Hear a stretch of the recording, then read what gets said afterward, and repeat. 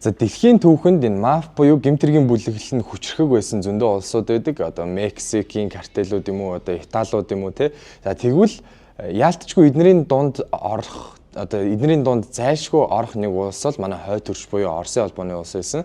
Тэгвэл энэ Оросын холбооны улсын 1980 оноос 2000 оны хооронд яг ямар гэмтэргийн бүлэглэлүүд үүсч хөгжиж одоо бий болж исэн талаар өнөөдөр бүгдээрээ судална. Энэ комментоос санаа аваад ярьж байгаа болохоор та бүхэн маань бичлэгээ дуустал нь үзээрэй. Тэгээд лайк болон subscribe хийхээ бас битгий мартаарай. Chinguniverse.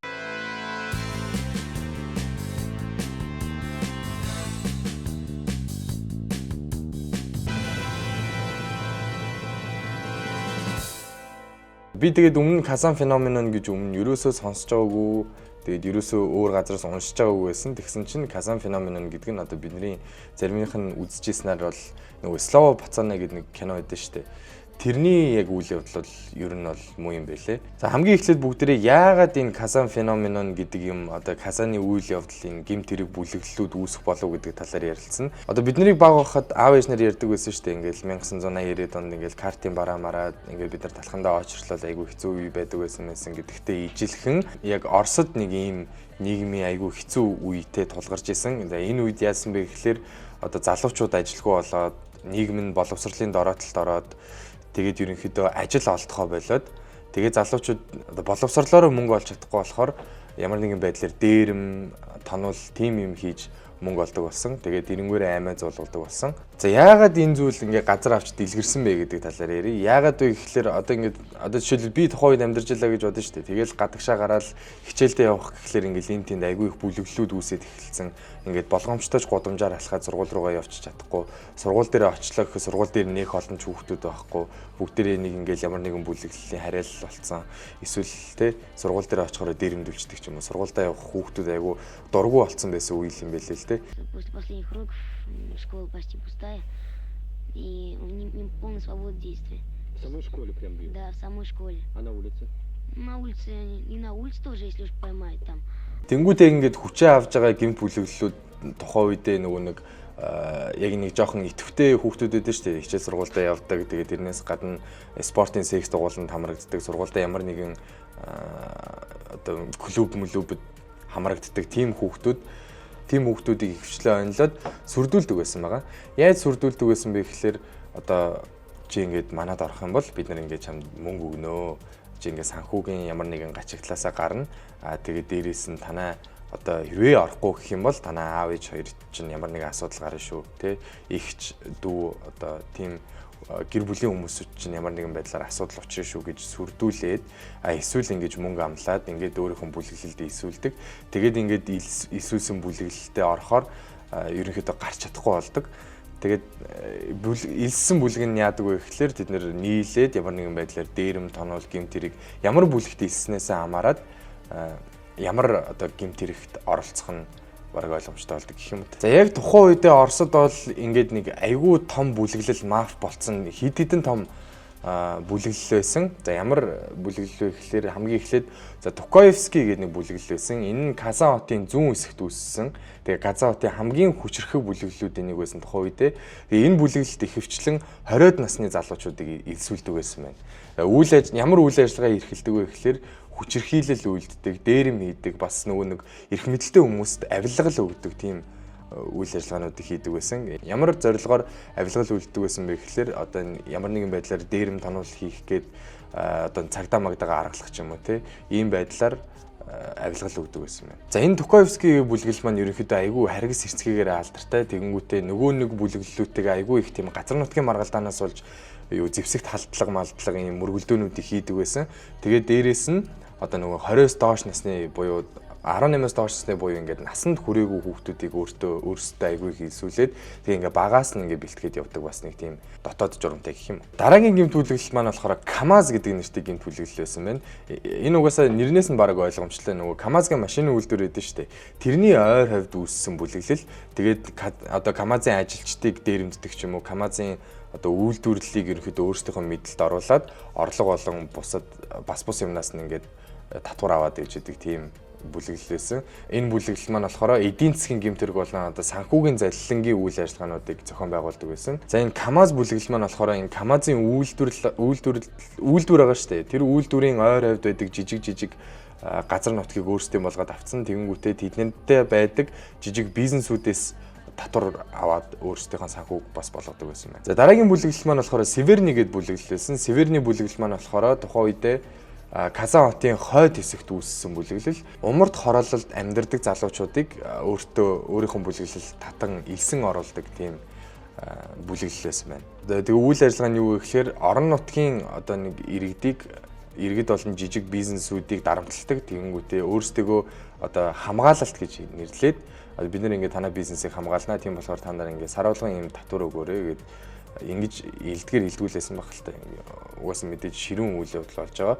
Тэгээд тухайн үедээ тэр жижиг бизнесүүдийг дарамтлаад татвар аваад хамгаалах нэрийдлэр дарамтлж татвар авдаг байсан байна. За дараагийн бүлэглэл маань болохоор Жилка гэдэг бүлэглэл байт юм байна. Энэ Жилка бүлэглэл нь яадаг вэ гэхээр ерөнхийдөө нөгөө орон нутгийн залуучуудын нэгдэл юм шиг байна. Дандаа тийм орон нутгийн залуучуудыг өөрсдөө нэгтгэдэг. Ерөнхийдөө тийм дандаа тийм жижиг сажиг гэмт хэргийг анх үйлддэг байжгаад нэг тийм дээрэм тонол хулгай зэлгийн тийм гэмт хэрэгүүдийг үйлддэг байжгаад сүүлдээ томорч ихсэн. Томроод ийм хууль бус олон бүлэглэлүүдтэй хамтарч ажиллаад хар тамхи, хууль бус бараа, хүн тээвэрлэх, хүний 8 ийм дээрэс нь хүнсний бүтээгдэхүүн бас сулгааж борлуулдаг байсан байна. Солнцевская группировка гэдэг нэг бүлэглэл байсан байна. Энэ нь болохоор Москвагийн Солнцева одоо хороололд 1980-ад онд үүссэн ерөнхийдөө хамгийн хүчирхэг бүлэглэлүүдийнхаа нэг.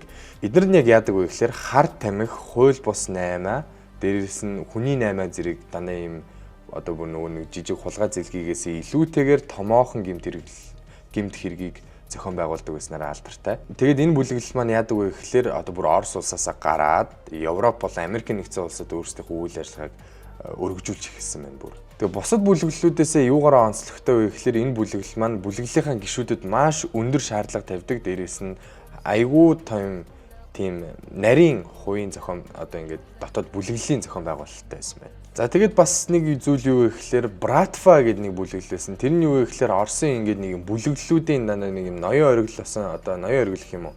Нэг юм бүлэглэлийн удирдагч нар байдаг шүү дээ. Одоо тэдний л ерөнхий нэр нь Братва гэж байсан юм шиг байна. Тэгээ онцлог нь юу вэ гэхээр Братва нь Орос болон дэлхийд даяар томоохон гэмт хэрэгт нөлөө үзүүлэх хамгийн том сүлжээнүүдийн нэг байсан байна. За тэгээд энэ бүлэглүүд маань мэдээж ингээд тусдаа яг ингээд өөрсдийнхөө территори дээр үйл ажиллагаагаа явуулахгүй мэдээж өөрсдөө тэлхийг бодно.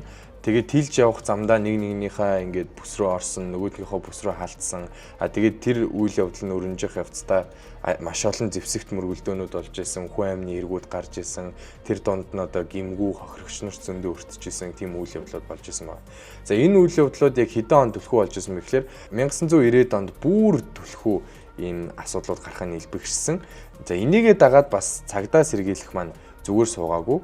Ерөнхийдөө яг тухайн үед энэ бүлэглэлүүд гарч ирж байгаа хугацаанд цагдаа сэргийлгийнхэн нэлээ их авилгалд автагдсан ийм цаг үе байсан. Харин түүний дараа Оросын засгийн газар энэ асуудал дээр маш хатуу арга хэмжээг авч ажилласан байна. 1990-ээс 2000 оны хооронд масс цэвэрлэгээ гэдэг зүйлийг эрчимтэйгээр хэрэгжүүлж эхэлсэн. Энэ юу вэ гэхлээр цагдаагийн байгууллага, хууль хүчний байгууллагадаа шинжилэл хийгээд дээрэс нь мөн одоо нэг мафийн бүлэглэлүүдийн томоохон бүлэглэлүүдийн удирдагч нарыг нь барьж авах тийм арга хэмжээнүүдээс эхэлсэн байна. За тэгээд тодорхой хэмжээний бүс нутгуудаас эхэлсэн. Ямар бүс нутгууд вэ гэхлээр Казан, Санкт-Петербург, Москва гэдэг хотуудаас хамгийн эхлээд энэ масс цэвэрлэгээ хийж эхэлсэн байна. За тэгээд энэ цэвэрлэгээ яаж хийсэн бэ гэхлээр тодорхой одоо бүлэглэлүүдийг илрүүлээд гол удирдагч нарыг нь баривчлаад тэгээд шүүгүүр шилжүүлэх үйл ажиллагааг явуулсан. Тэгээ үргэлжлүүлээд Казан хотын гол бүлэглэлүүдийн устгал болсон. Ямар устгал болсон бэ гэхээр Токаевский, КАМАЗ болон бусад томоохон бүлэглэлүүдийн удирдагчдыг шүүхэд өгөөд тэгээд тэднийг олон жилийн ял идэх одоо үйл ажиллагааг явуулсан байна. Энэ арга хэмжээг авч байхдаа хариуцлага тооцох систем гэдэг юм гаргаж ирээд авилгын хэрэгээр баривчлагдсан албан тушаалтнуудыг одоо шүүхт өгөөд хатуу ял оноож эхэлсэн байна. За тэгээд хөлийн чандах үйл ажиллагаатай тэмцэж эхэлсэн. Тэгээ олон улсын хамтын ажиллагааны хүрээнд Оросын хууль сахиулах байгууллагууд Интерпол болон бусад олон улсын байгууллагуудтай хамтраад Оросоос гадна үйл ажиллагаа явуулж буй мафиатай тэмцэх ажиллагааг зохион байгуулсан байна. Тэгээ жишээ нь сая нэг ярьжсэн шүү дээ. Европ, Америк нэгдсэн улсад байрладаг бас нэг мафиуд байгаа гэд. Одоо яг тэд нартай тухайн үедээ олон улсын төвшөнд үйлдэгдсэн гэмт хэрэгтнүүдийг Орос руу шилжүүлээ аваад тэгээд хууль ёсны дагуу шүүхэд шилжүүлэх ажиллагаануудыг явуулсан байна. Тэгээд Орос улсаас гэмт бүлэглэлүүдэд тэмцэх хууль тогтоомжуудыг гаргаж ирсэн. Ямар хууль тогтоомж вэ гэхээр одоо нэг гэмт бүлэглэлд ямар нэгэн байдлаар одоо чи би илслээ гэж бодоход энэ нь өөрөө эрүүгийн хариуцлага хүлээх нэг гол шалтгаан болж өгсөн байна. Дээрээс нь хүчирхийлэл, дээрэм мөнгө угаах зэрэг гэмт хэрэгүүдэд ноогддог ялыг нь бүр тулгаж өгсөн байна. Тэгээд нэг ийм олон арга хэмжээ аваад явж байгаад ямар ч байсан мэдээж үр дүн гарсан. Нилийн томоохон үр дүнүүд бол ард ардаасаа гараад том бүлэглэлүүд бол үйл ажиллагаа нь ингээд танагдаад эхэлсэн. Гэвч одоо хүртэл одоо зарим гэмт хэргийн бүлэглэлүүд нь үйл ажиллагаагаа явуулсаар л байдаг юм байна.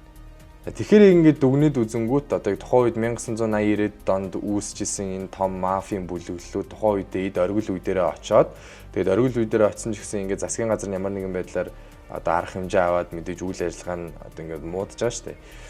Ингэж явсан хэдий ч одоо хүртэл зарим нэг гэмт бүлэглэлүүд нь байсаар байгаа юм. Гэхдээ ямар ч хэлсэн одоо нэг мэдээж энэ гэмт хэргийн бүлэглэлүүд өөрсдийнхөө үйл ажиллагааг олон нийтэд илээр зарлаад явуулахгүй нь ойлгомжтой. Тийм болохоор одоо бидний буюу одоо ард иргэдийнхээ нүднээс далдуурч гисэн маш олон гэмт хэргүүдийг үйлдээд маш олон одоо хууль бус зүйлийг хийж явах магадлалтай.